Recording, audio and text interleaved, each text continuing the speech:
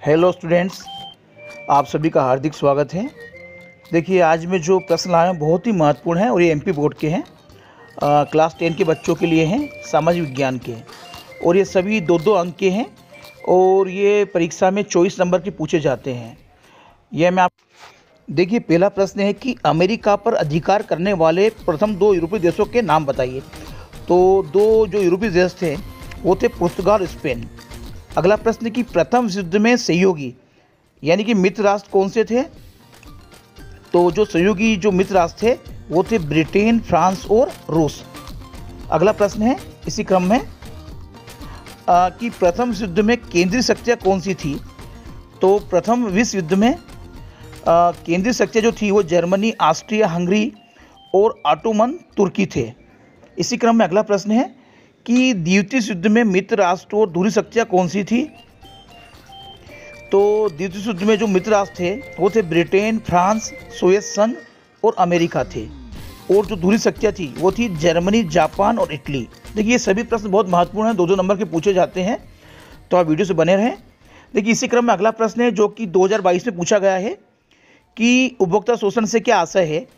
तो उपभोक्ता शोषण से आशय है कि उपभोक्ताओं को कम वजन तोलना, अधिक कीमत वसूल करना, मिलावटी एवं दोषपूर्ण वस्तुएं बेचना।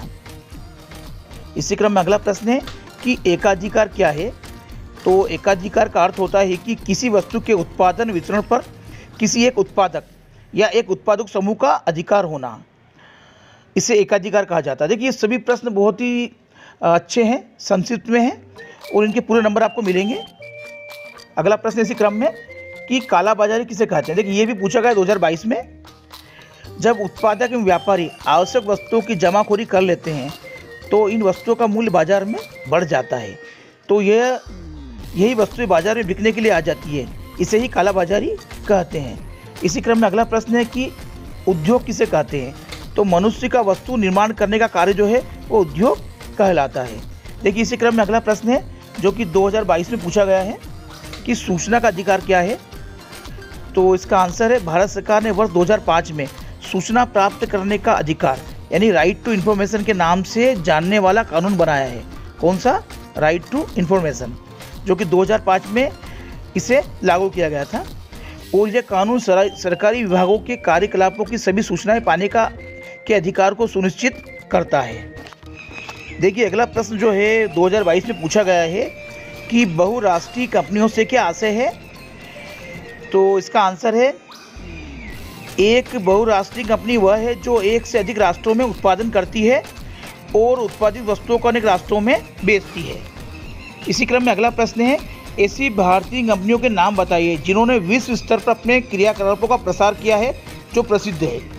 तो वो कंपनियां हैं Tata Motors, Asian paints, Infosys, जो विश्व स्तर पर अपने क्रियाकलापों का जिन्होंने प्रसार किया है या प्रसार कर रही है।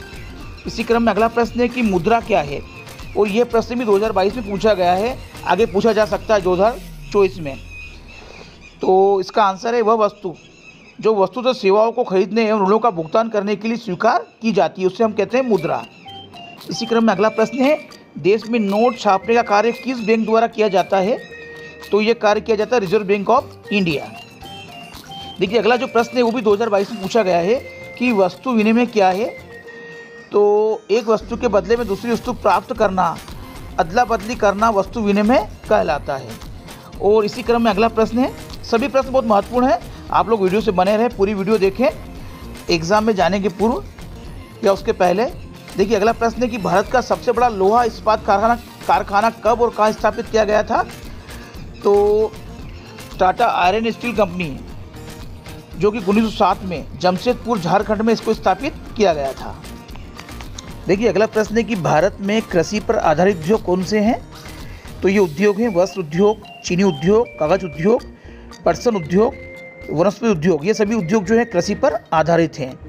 देखिए, अगला प्रश्न है कि अभयारण्य किसे कहते हैं, और ये प्रश्न भी 2022 में पूछा गया है।